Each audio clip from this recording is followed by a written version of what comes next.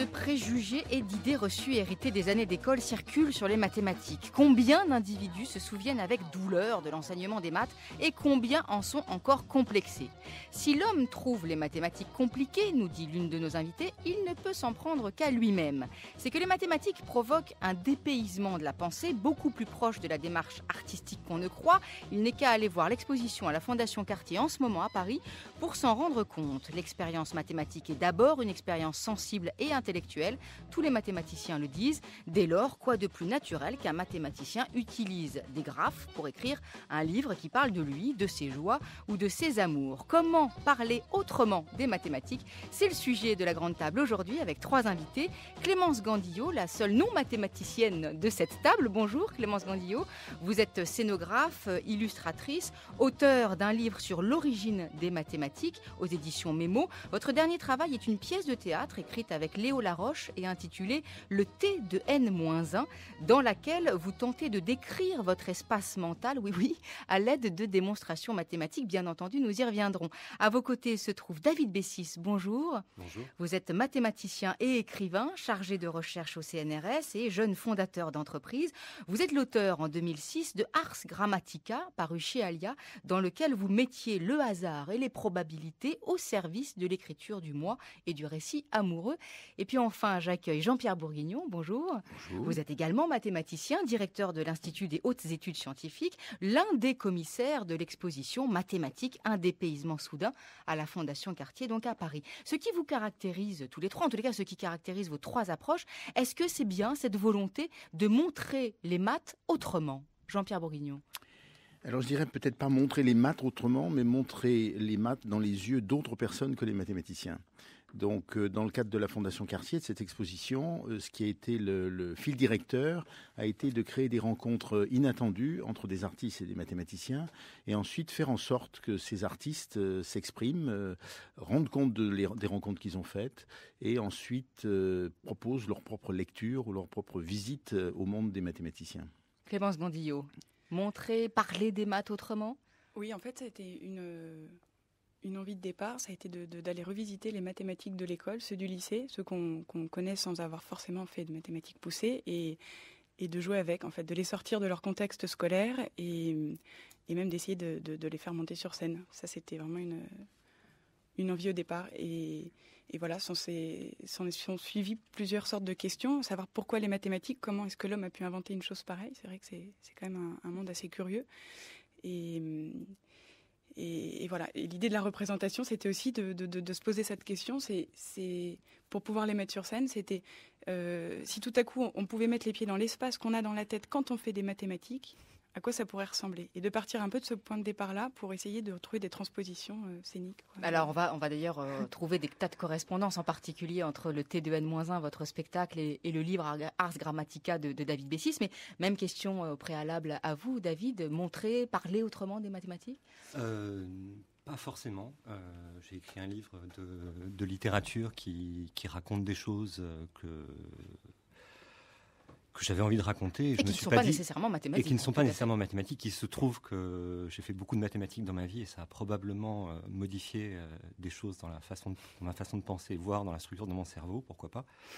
Et c'est probablement le livre d'un mathématicien. Beaucoup de gens qui l'ont lu voient des choses très mathématiques dedans. Moi, je vois des choses que je vois, des choses qui m'émeuvent et que j'avais envie de raconter. C'était pas un projet mathématique. Est-ce que quand on dit, pour tous les trois aussi, mathématiques et art, ça vous paraît d'emblée un alliage naturel, ou est-ce qu'il faut aller chercher le domaine ou la dimension artistique dans les mathématiques? Jean-Pierre Bourguignon. J'ai envie de pas donner ma réponse, mais celle d'Hervé Chandès, qui est donc le directeur de la Fondation Cartier pour l'art contemporain, à qui on doit en fait cette initiative risquée d'une certaine façon. Et en fait, Hervé est arrivé à cette conclusion d'essayer de monter cette exposition en partie de sa fréquentation intense, comme vous imaginez, des artistes, et se rendre compte que pour beaucoup d'entre eux, leur moteur principal était en fait un moteur très abstrait. et que quand il s'est dit avec qui puis-je mettre en résonance les artistes que je connais, alors c'est David Lynch, c'est Hiroshi Sugimoto et quelques autres, en fait, il s'est dit que peut-être la communauté qui était là, avec lesquelles il pourrait entrer en résonance, c'était celle des mathématiciens. Donc c'est ça, ça a été ça l'objet de la visite d'Hervé Chandès, il y a presque 3 ans maintenant, quand il est venu me voir à l'Institut des hautes études scientifiques avec Michel Cassé, le 3e commissaire, pour me dire, voilà, est-ce que, voilà, j'ai ça en tête, est-ce que c'est faisable, comment on peut le faire, comment peut-on provoquer cette prise en charge par des artistes d'un discours sur les mathématiques. Et puis après, ça a été, comme toute aventure, on a des pas en avant, des pas en arrière, on essaye, et puis finalement, il se passe quelque chose et on arrive à une exposition. Art et maths, Clémence Gandillot. Oui, je dirais que c'est les mathématiques, ça a été comme un support imaginaire assez fou, c'est-à-dire de voir cette graphie et ces signes, les points, les lignes, et du fait que ça s'appuie sur des définitions qui prennent appui sur des mots, et les mots, ça raconte vraiment notre réalité, et du coup,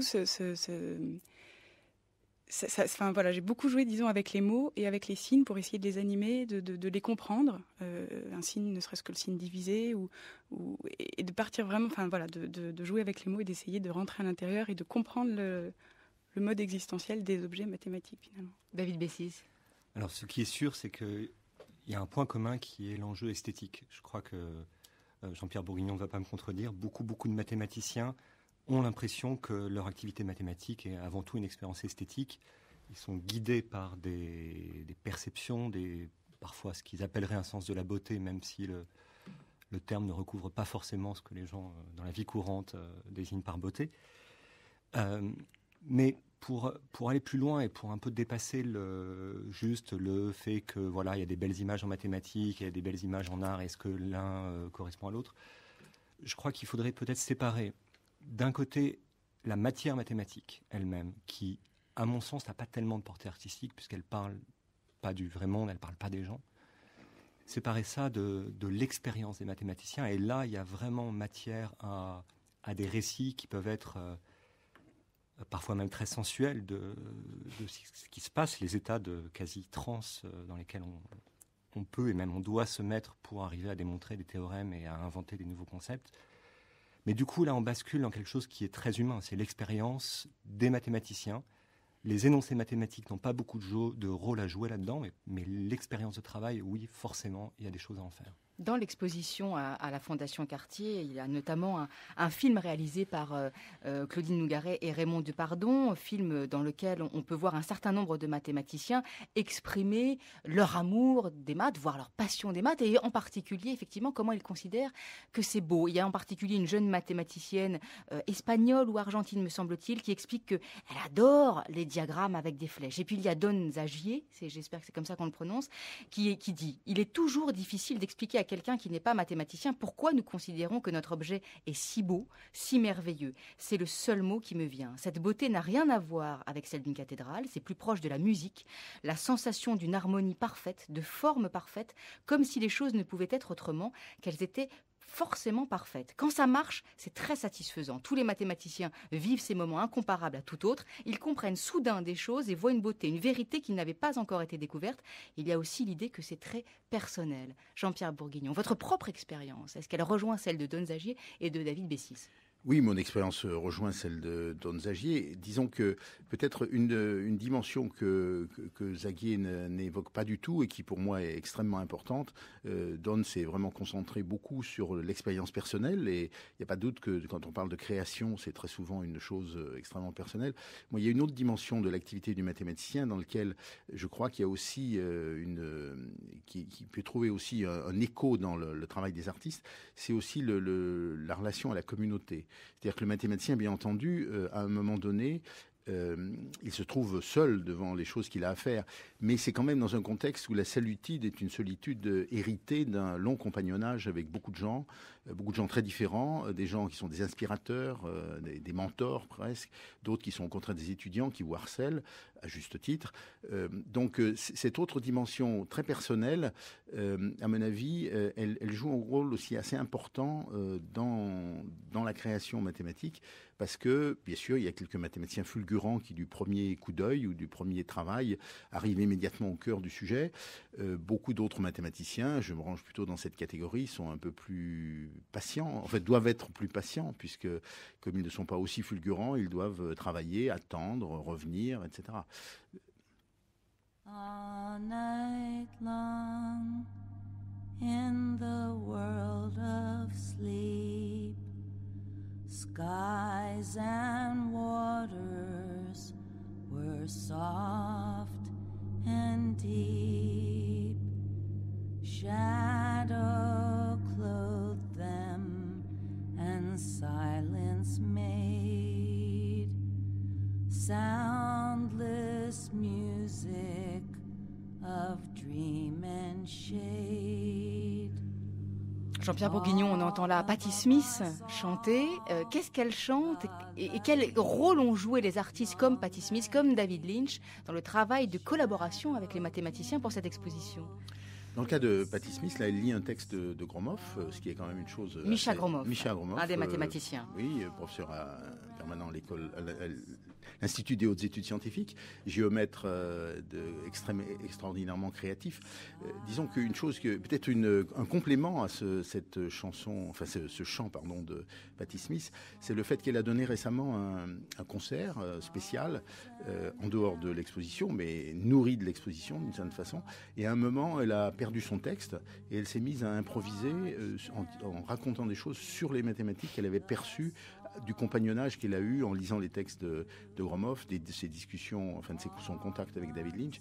Donc les gens étaient absolument bluffés de l'entendre oser, d'une façon assez poétique, reprendre des choses qui étaient autour, puis finalement retomber sur ses pieds et retrouver son texte.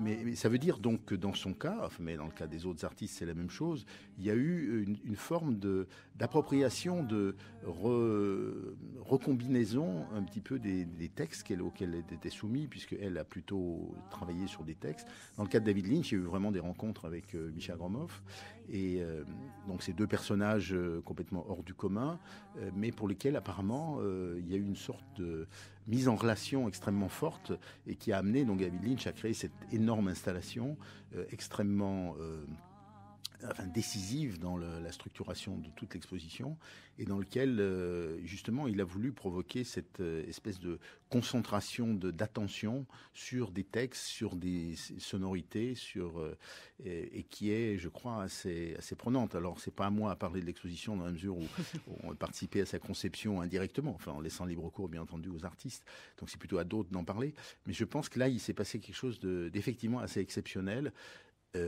Et après ça, il faut saisir les occasions. David Bessis et Clémence Gandillot, vous avez vu cette exposition. Quelle est la pièce, quel est l'objet, je ne sais pas, mathématique ou artistique, ou les deux d'ailleurs, qui vous a le plus marqué, David Bessis? Pour moi, c'est probablement... Il faut la décrire pour les auditeurs qui ne l'ont pas vue. Pour moi, c'est probablement les parties les moins mathématiques et les plus humaines qui m'ont le plus intéressé, notamment le film de Raymond Depardon et Claudine Nougaret, qui consiste en fait sur une série de portraits parlés un certain nombre de mathématiciens et de mathématiciennes parlent souvent devant un tableau et racontent ce qu'est l'expérience mathématique pour eux. Encore une fois, je crois que les énoncés mathématiques eux-mêmes, raconter ça au grand public, je suis toujours un peu sceptique, je trouve ça très difficile. Par contre, raconter cette expérience, raconter ce qui se passe, ce chemin où on se met dans un état de vision et ensuite on doit ramener cette vision et la transcrire, ça c'est très intéressant. Clémence Gandillot. Oui, après c'est vrai que on a tendance à se dire que rien ne pourrait nous renseigner plus sur le cerveau humain presque que les mathématiques, puisque c'est alors une création ou une invention ou quelque chose qu'on découvre. Ça, c'est un peu la grande question qui fait débat, mais c'est toujours curieux, c'est vrai, quand même de voir ces équations. Mais de la même façon, c'est vrai que le film Le film est magnifique, celui qui est en bas dans cette installation-là. Le fameux, le fameux film de... Top numéro 1, Oui. manifestement.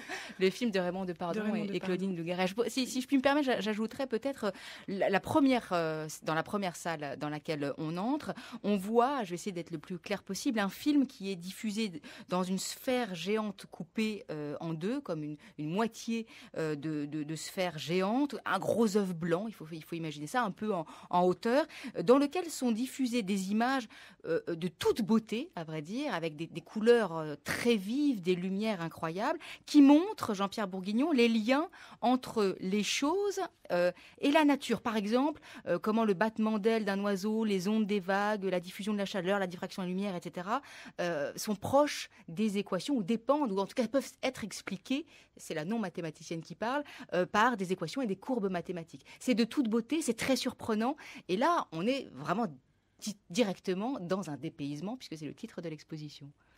Oui, alors ça, c'est en fait inspiré d'une œuvre d'une peintre brésilienne qui s'appelle Beatriz Milaes et qui donc a proposé une sorte de fresque dans laquelle elle reprend un certain nombre de situations dans lesquelles on peut, disons, qu'on peut mettre en correspondance avec certaines équations mathématiques.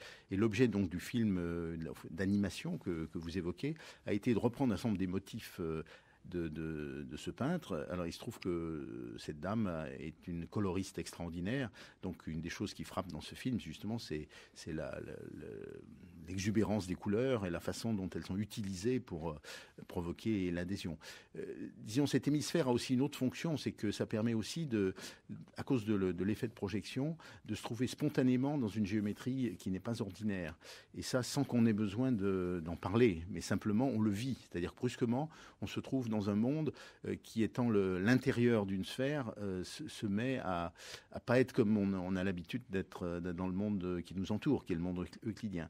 Donc ça fait partie du dépaysement. Alors, évidemment, c'est difficile d'être, analytique quand on fait ça. On est vraiment, là encore, dans l'idée de faire percevoir qu'il y a d'autres dimensions et on s'arrête là. C'est l'effet de surprise qui nous prend à chaque fois, l'effet du dépaysement. Vous avez parlé tout à l'heure, David Bessis, d'abstraction, de support imaginaire et puis de l'enjeu esthétique. Il me semble que dans votre cas, il y a aussi peut-être, outre cet enjeu esthétique, un enjeu ludique.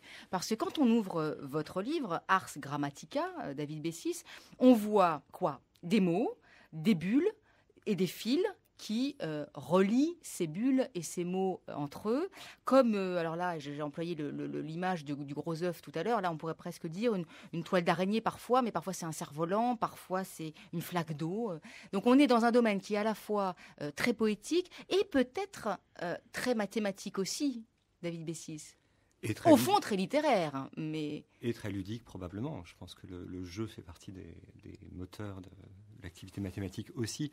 Oui, je ne sais pas bien ce que représentent tous ces...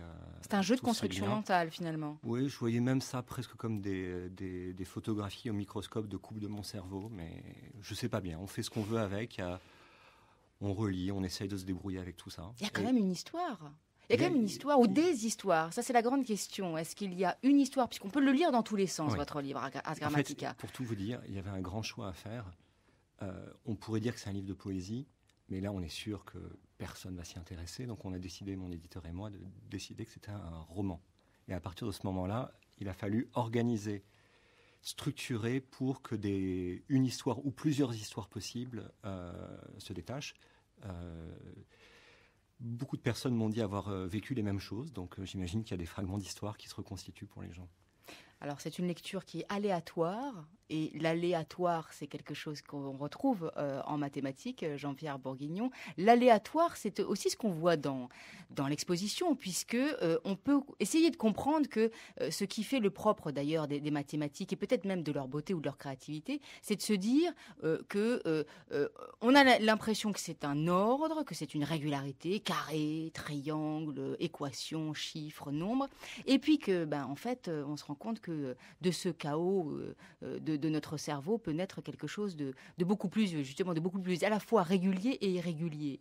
Et c'est ça l'aléatoire presque des mathématiques qu'on peut retrouver dans la lecture du livre très étonnant de David Bessis. Disons que je vais revendiquer, en tant que mathématicien, une ambition qui s'est développée de façon spectaculaire dans le XXe siècle et avec un impact sur la société considérable, qui était que le mathématicien prétendait pouvoir dire des choses solides, vérifiables sur des événements qui sont aléatoires, c'est-à-dire des événements qui ne sont, dont on, enfin alors, soit parce qu'on ne connaît pas suffisamment d'informations sur eux et du coup on est obligé de prendre ça comme du tirage au sort, soit parce qu'en fait c'est vraiment du tirage au sort non biaisé, et donc du coup ça touche ce développement de l'étude des processus aléatoires, des probabilités, des statistiques et des relations entre ces différents domaines mathématiques, est devenue une partie extrêmement active, extrêmement importante des mathématiques, et notamment de l'usage qui est fait des mathématiques dans la société en général. Le cas le plus évident et évidemment controversé et l'objet de polémiques importantes est l'impact des mathématiques et de mathématiques aléatoires, des probabilités dans la finance, et en particulier la création de produits mathématiques dans le monde de la finance, qui était une chose qui s'est passée dans un laps de temps extrêmement court, mais avec un impact très considérable, dont on a pu voir qu'il n'était pas tout à fait maîtrisé de son côté. Jean-Pierre Bourguignon, on vient de parler de probabilité. Est-ce que vous diriez, David Bessis, que votre livre a été fait à base de probabilité ou pas du tout ? Manifestement pas du tout. Je ne crois pas, non. mais par contre, j'approuve ce qui vient d'être dit. L'enjeu de probabilité, je crois, a été sous-estimé pendant très longtemps. Et beaucoup de choses dans les mathématiques contemporaines deviennent... l'enjeu des probabilités permet de faire des choses très très belles, notamment en liaison avec le monde réel. À l'exemple de la finance, qui est probablement pas le plus sexy aujourd'hui, j'ajouterai les exemples qui viennent de la théorie des graphes, sur des grands graphes. On peut dire, par exemple, que l'algorithme de recherche de Google, fondamentalement, est aussi inspiré de considérations probabilistes. Et c'est quand même, parmi les expériences mathématiques qu'on peut faire dans la vie courante, le fait qu'on tape 2-3 mots dans Google et qu'on a une réponse qui est extrêmement pertinente, c'est une expérience très fascinante et très forte pour tout le monde. Taper 2-3 mots dans Google et avoir une réponse très pertinente, c'est aussi finalement ce qu'on peut lire dans Ars Grammatica, David Bessis, puisqu'il y a 2-3 mots, 4-5 allez parfois par page, robe déchirée, brusque, envie, puis la page suivante, souffle, oreille, chuchoté, mordillé, téton, durci. On imagine absolument ce qu'on veut. Un petit peu plus loin, c'est pour dire qu'on parle, tout est question d'amour dans ce livre. Alors là, c'est un petit peu plus long. Marteau, tête, balle, javel, poumon, rivière, estomac, clou, yeux, cou, lame, corde, train, falaise. On imagine là aussi ce qu'on veut. Mais en quelque sorte, c'est juste ça. C'est votre volonté, ça a été de raconter une histoire avec les moyens les plus simples qui soient, 2-3 mots, et puis on trouve quelque chose de pertinent.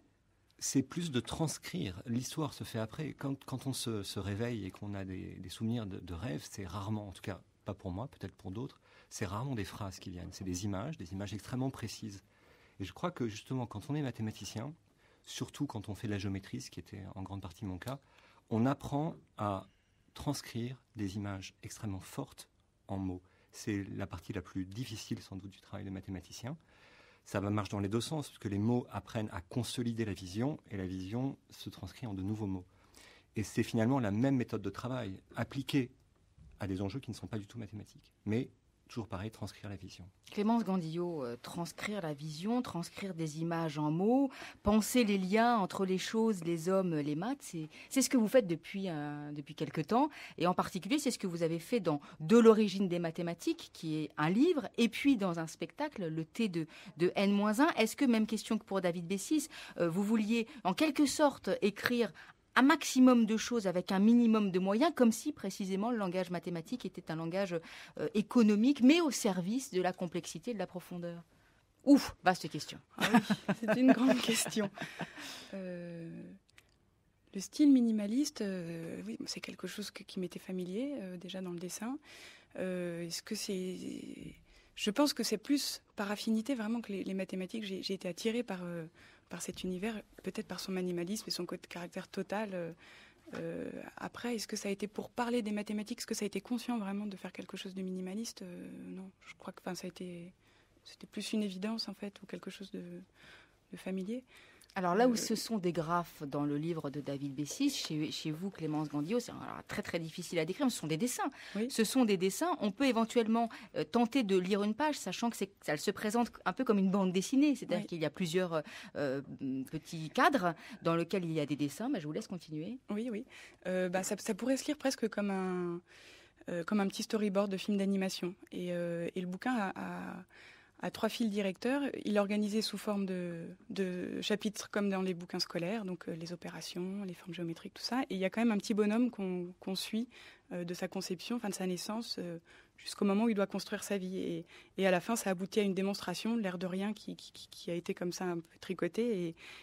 Au fil du cheminement, au fil du cheminement, voilà. Et voilà ce qu'on peut lire sous les différents dessins. Par exemple, la vie est une drôle d'équation. Soit F, la fonction, passer du temps avec soi du matin jusqu'au soir. Et ce, tous les jours jusqu'à ce qu'on soit mort. Avec M, la mort, la grande inconnue.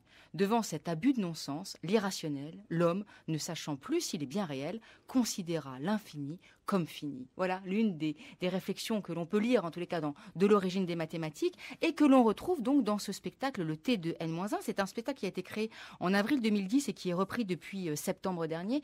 3/4 d'heure à peu près, entre 3/4 d'heure et 55 minutes, qui retrace les étapes d'un raisonnement plutôt insolite pour arriver à une démonstration. Vous êtes Clémence Gandillot sur scène, vous ou un autre acteur, mais bon, au départ c'était vous en tout cas.